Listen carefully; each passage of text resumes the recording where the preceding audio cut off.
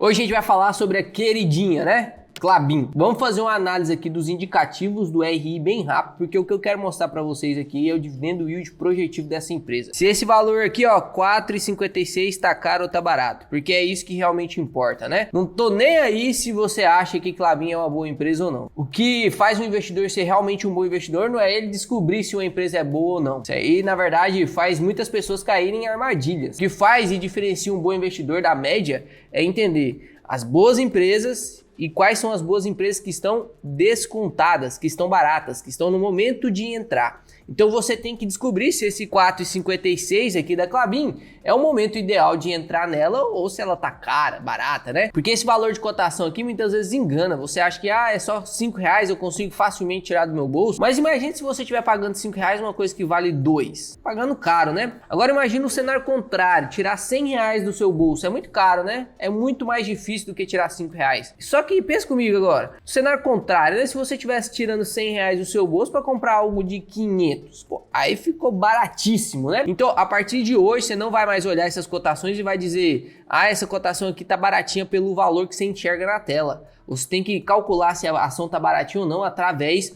do preço teto. E aí tem várias formas de calcular, eu já venho te ensinando aqui dentro desse canal várias formas. E hoje a gente vai calcular aqui o preço teto projetivo. E durante esse vídeo eu quero te ensinar 4 coisas principais, né? A gente vai analisar os principais indicativos aqui nessa tela do Investidor 10. Depois eu quero te explicar, né, dentro do relatório trimestral da empresa, a diferença entre EBITDA e EBITDA ajustado, que eu tenho certeza que a maioria das pessoas não sabe o que é isso. Você vai aprender de uma vez por todas. O que a Puma 2 vai mudar na Klabin e por final, né, preço teto projetivo pra gente tirar logo, né, conclusão aqui se isso aqui tá barato ou caro. Então vamos lá. É inegável que a Klabin, ó, subiu 30% nesses últimos 12 meses. Então muita gente está enxergando muito potencial nessa empresa, né? O preço e a pressão de compra está muito acima da pressão de venda. O PL controladíssimo aí, ó, de 5,64, né? Mostra que realmente ou a empresa está lucrando muito ou o seu preço está descontado. E a gente vai ver aqui que não tem nada a ver com o preço, é realmente o lucro da empresa que está muito alto. O PVP de 2,17 e um dividendo yield de 6,14. Abaixando aqui eu vou analisar aqueles indicativos que eu sempre mostro para vocês, só para a gente ver se precisamos ou não olhar o RI, né? Olha só, dividendo yield acima de 6, payout controlado, margem líquida muito boa, né? 23% para uma empresa de commodities, isso aqui é absurdo. EV/EBITDA controlado, né? Tá um EV/EBITDA baixinho. Olha o ROI dessa empresa, 38%, então tá acima de 15, né? CAGR de lucro e de receita crescente e dívida líquida sobre EBITDA aqui de 3. Então é uma empresa que merece, né, a gente analisar o RI dela. Então vamos aqui passar para o RI. E aqui eu peguei, né, os resultados do segundo trimestre de 2023, que é os últimos resultados que a gente tem dessa empresa. E vamos passar aqui rapidinho aqui pelos resultados. Olha só, normalmente uma empresa, ela te mostra o lucro líquido, presta atenção. Normalmente uma empresa, ela te mostra o lucro líquido. Por quê? Porque o dividendo vem do lucro líquido. A maior parte das maneiras de uma empresa remunerar o acionista é através de lucro líquido, né? O dividendo tirado do lucro líquido. No caso da Klabin, você vai ver que é diferente, que ela não mostra aqui o lucro líquido. Olha isso aqui. Tem aqui o volume de vendas, né? Tem o volume de vendas. A primeira página a empresa sempre quer te impressionar, né? Então tem o volume de vendas, aqui você vai ver que caiu, então realmente ela não tá te enganando. Caiu, não tem o que fazer, né? Tem muita empresa que manipula informação para te mostrar que tem algumas coisas subindo. Mas o que importa pra gente mesmo é o quanto que a empresa vende, o quanto que ela tem de receita, o quanto que ela tem de lucro, né? E olha só, o volume de vendas caiu, a receita líquida caiu e o EBITDA ajustado, que aqui, né, você pode perguntar por que não tem aqui o lucro líquido, Léo?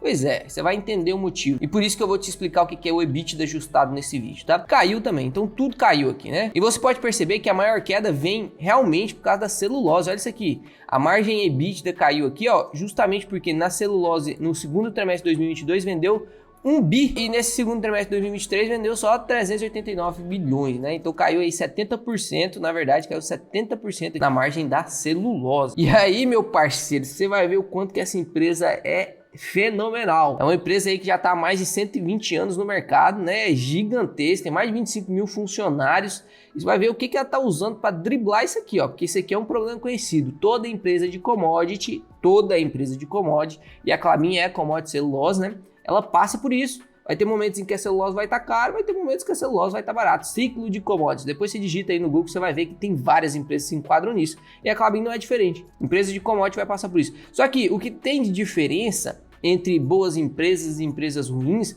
é que as boas empresas elas trilham um passo a passo para evitar o ciclo de commodities. Cara, e aí você vai ficar louco aqui no final. Vamos passar aqui, ó, falando sobre a celulose propriamente dita, tá? Olha só, teve queda nas vendas e teve aumento no custo de produção. Então aqui você entende, né? Você entende que realmente a celulose aqui que tá baixando o lucro da Klabin por enquanto. E olha só o papel cartão aqui, ó. Papel cartão subiu o volume de vendas, subiu o preço líquido por tonelada, então tá vendendo mais caro e subiu a receita líquida também. Então o papel cartão tá muito bem, né? Muito bem. Vamos passar pro próximo aqui que é o papel ondulado. Olha só, papel ondulado subiu também o volume de vendas, subiu o preço líquido, né, que é o custo desse papel também, tá vendendo mais caro, e subiu também, ó, a receita líquida. Então o que a gente entendeu até aqui no momento, né? Com essa pouca informação aqui que a gente viu que a Klabin tá com o EBITDA ajustado caindo e maior parte é devido a exportação de celulose, né? A celulose entrar aí no ciclo de baixa. Porque papel ondulado, papel cartão tá estourando aí de vendas, tá aumentando o volume de vendas e tá aumentando o preço do papel também. Então a queda aqui de Klabin é devido realmente à celulose, tá? Olha só, o volume de vendas aqui caiu 15%, tá? Segundo trimestre de 2022, tava com mais de 1.000 toneladas aqui, né? E agora caiu aqui para 856 toneladas. E maior parte dessa queda veio da onde? Da celulose, né? E aí que entra a primeira coisa que eu quero falar aqui nesse vídeo, que é de extrema importância. O projeto Puma II. O que é esse projeto Puma II, cara? Foi tirado um capex enorme da empresa, ela tirou muito dinheiro para investir nesse projeto. E esse projeto ele tem um objetivo. Olha só que loucura que essa empresa está fazendo. Ela quer se tornar uma empresa totalmente verticalizada. E ela já é muito verticalizada, né? Tirando seus pares, comparando com seus pares de commodities. Olha só, ela planta a árvore, aí a árvore cresce, ela corta a árvore, pode vender as toras das árvores, né? Depois, se a tora estiver muito barata, ela pega essa tora, transforma em celulose. E aí, se a celulose estiver muito barata, ela transforma essa celulose em papel cartão, papel ondulado, papel para embalagem. Correto? É uma empresa verticalizada que ela não depende de ninguém, ela não depende de nada. Inclusive, ela mesmo consegue, né, replantar e reflorestar essas matas. Olha que loucura, ela planta mais de 100 árvores por minuto. É 100 ou é 1000? É muita árvore por minuto, cara. É muita árvore por minuto. Vai ficar aqui a imagem de quantas árvores por minuto. E aí, o que esse Kraftliner daqui, ó, que foi esse Puma II aí que a empresa investiu tanto, o que ele faz? Olha só, ela pega a celulose e transforma em papel de embalagem. A empresa está investindo em aumentar o seu potencial em produção de papel cartão, papel de embalagem, advindo da própria celulose. Então ela não vai aumentar o custo dela, é porque ela não vai adquirir essa matéria-prima. Ela só vai usar a celulose quando ela tá muito barata, que é o cenário atual. E olha só, impressionante, né? Puma II começou agora a entrar em atividade depois de julho. Então a gente já tem 2 meses aí que a máquina tá funcionando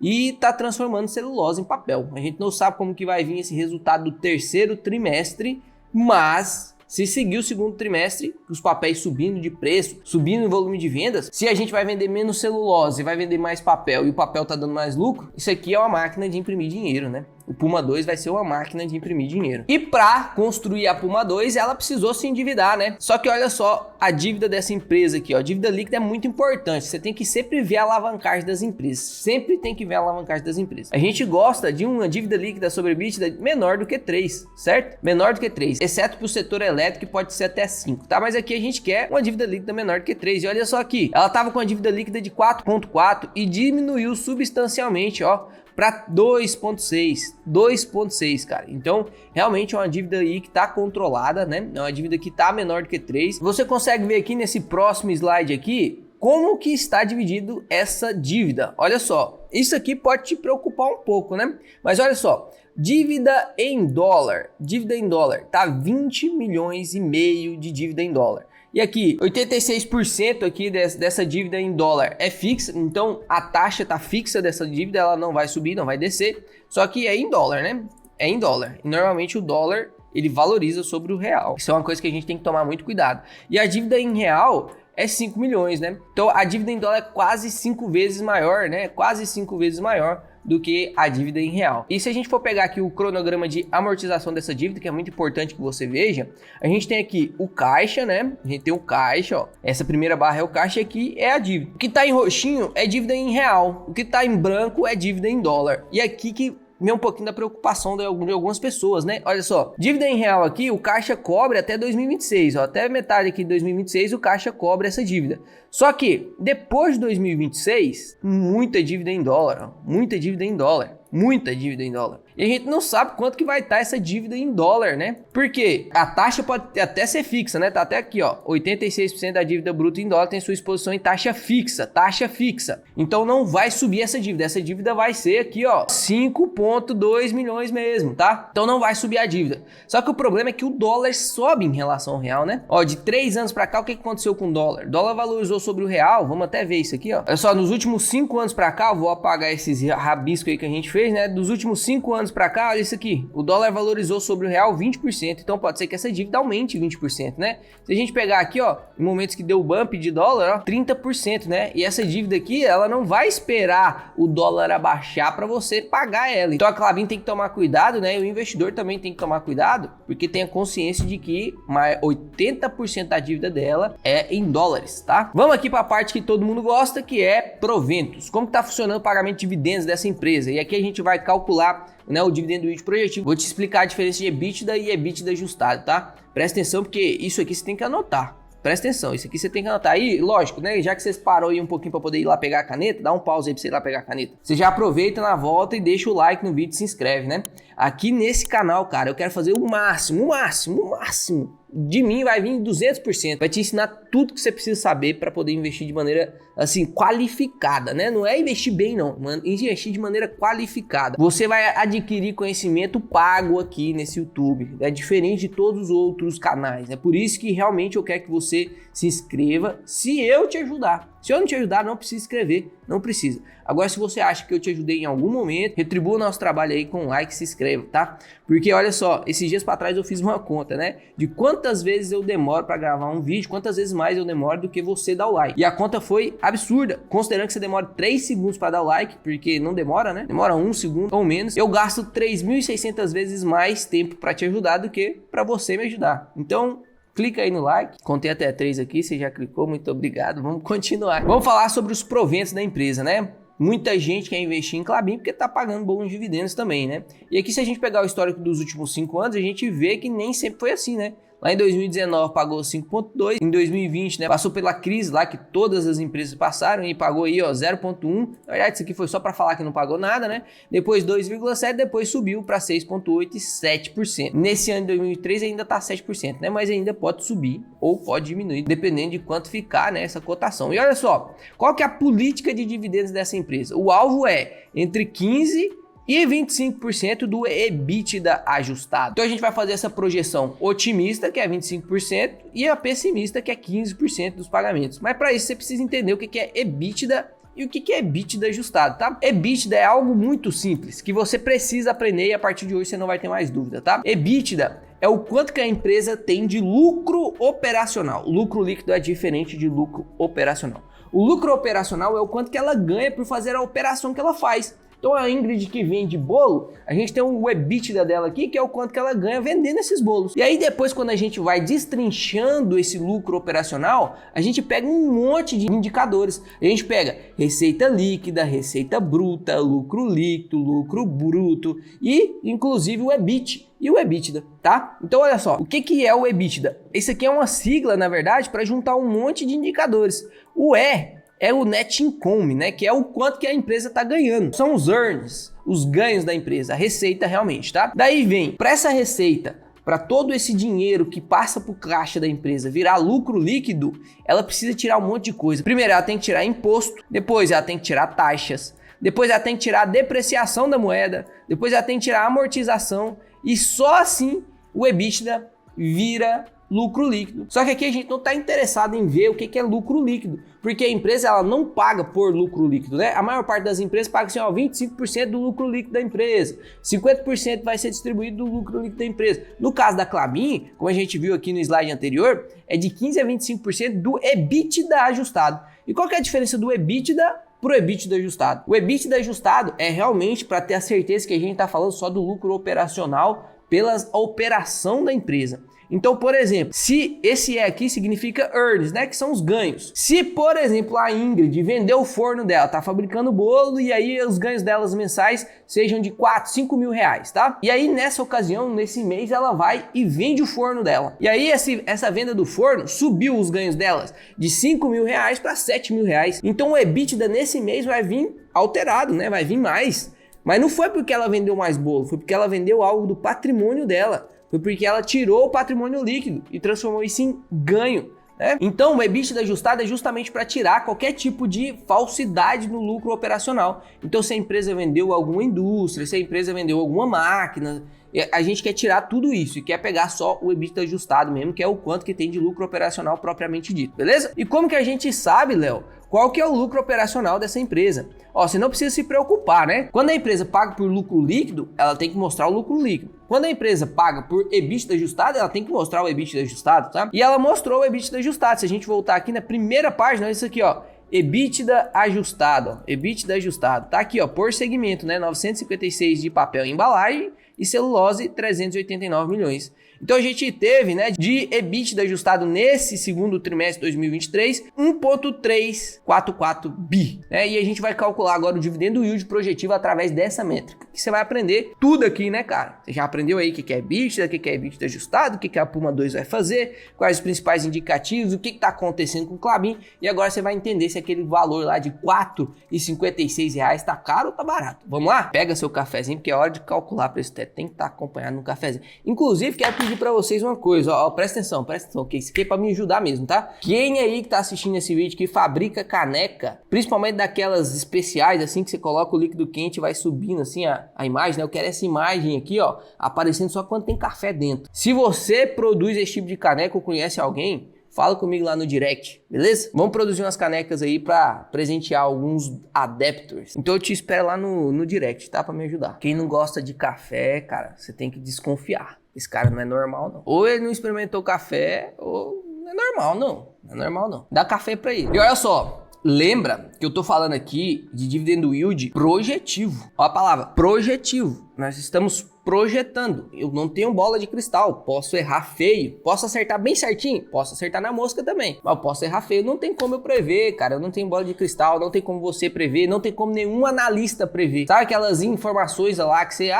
preço-alvo de Klabin é 5,20. Preço-alvo de Klabin é 3,80. Diz o analista da Suno. Diz o analista do seu... Isso aí é projeção. Ninguém sabe quanto que vai ter. Então, faça a sua própria projeção, porque aí se você errar, cara, você não culpa ninguém e você sabe o que você fez. E aí você vai melhorando cada dia mais. É isso que você tem que fazer. Você tem que começar a fazer suas projeções. Não se apoie na minha projeção aqui. Pegue essa projeção só para você aprender como é que faz. E aí você se torna independente. O objetivo desse canal é te tornar independente. Você não depender de ninguém, nem de mim. Deus me livre, Deus me livre. Aqui a mensagem tem que ser muito maior do que o mensageiro. Eu não quero ser aqui algo para você seguir, né? Na verdade, isso é o que eu mais abomino, né? Investidor que tá começando, seguir diquinha. Não siga diquinhas. Aprenda a calcular aqui a projeção. Então, ó, esse valor aqui é do segundo trimestre. Então a gente pode pegar, por exemplo, o quanto que teve no primeiro trimestre pra gente já ver o que já passou. O que já passou a gente já sabe, né? Então a gente tem que projetar só o que não passou, que é o terceiro e o quarto trimestre. Então olha só, aqui no primeiro trimestre, peguei lá no RD empresa, é 1,942. E no segundo trimestre aqui que a gente tem é 1,344. Então vamos somar esses dois, ó. 1,344 mais 1,942. Isso aqui foi o lucro do primeiro semestre. E agora, o que você acha que vai acontecer, né, no segundo semestre? Bom, na minha opinião, com a Puma 2 funcionando, o número de papéis e embalagens vai aumentar essa venda, né? Vai ter mais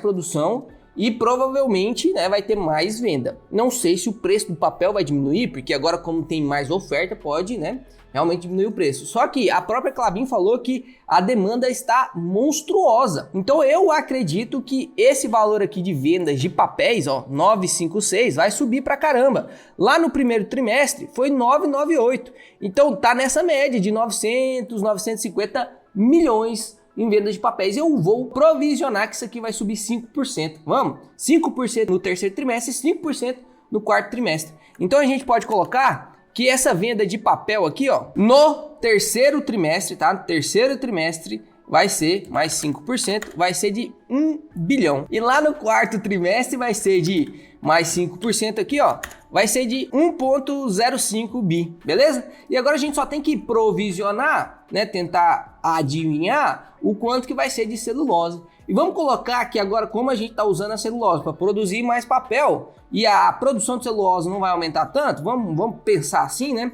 A gente pode falar que tem ali um lucro muito parecido ali com 3, 8, 9, vamos colocar 400 milhões nos 2 meses, né? Nos 2 trimestres. Então vamos somar aqui, ó, mais 400 e mais 400 aqui, ó.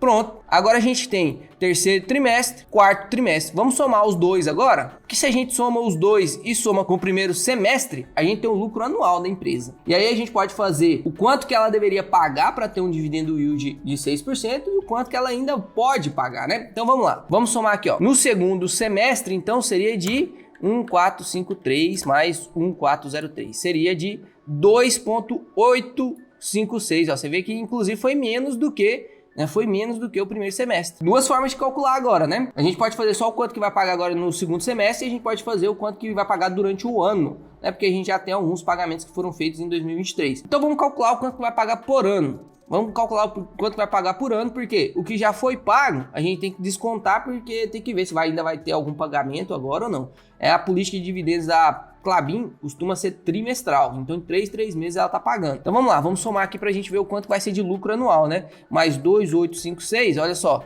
6,1 bilhões, né? 6,1 bilhões. E agora, Léo, que eu tenho esse número aqui, o que eu tenho que fazer? Isso aqui é o EBITDA ajustado. Então a gente tem duas formas agora, vou abrir aqui mais duas calculadoras, olha que loucura, né? Provisão é provisão, né? É entre 15% e 25%, né, que ela paga. Então primeiro vamos fingir que ela tá pagando só 15%. E na segunda vamos colocar que ela tá pagando, né, 25%. Então a gente tem esses dois cenários, né? Primeiro cenário, vezes 15% dá 921 milhões. E agora no segundo cenário, que é 25%, dá 1,5 bi. E agora, Léo, que eu tenho esses números aqui? Eu tenho o pagamento pessimista e o pagamento otimista. O que eu tenho que fazer agora para mim descobrir, né? O quanto que eu vou receber? Você tem que ver o quanto de papéis existe para depois dividir, né, isso por ação. Que agora aqui a gente tem o dividendo que vai ser distribuído. Só que isso aqui é para todas as ações. Então o que a gente tem que fazer agora? Vamos aqui no Investidor 10, a gente abaixa aqui, ó, para a gente ver o número de papéis. Bem aqui dá para ver, ó. Número de papéis, 5,6 bilhões de papéis. Então aqui no cenário pessimista e no cenário otimista, vamos dividir aqui por 5 dividido, ó. Isso aqui tá em milhões, né? Lembra que isso aqui tá em milhões. Então vamos dividir aqui por bilhões, né? Dá dividido por 5,62. E aqui, mesma coisa, né? Vamos dividir por 5,620. Aí, beleza. Então, no cenário otimista, vai pagar por ação 16 centavos no ano. No cenário pessimista, tá? E no cenário otimista, 27 centavos no ano. E agora vamos ver o quanto que essa empresa, né, teria ali de preço teto projetivo nesses dois casos. Depois a gente vê o que ela já pagou para ver o que ela ainda vai pagar, beleza?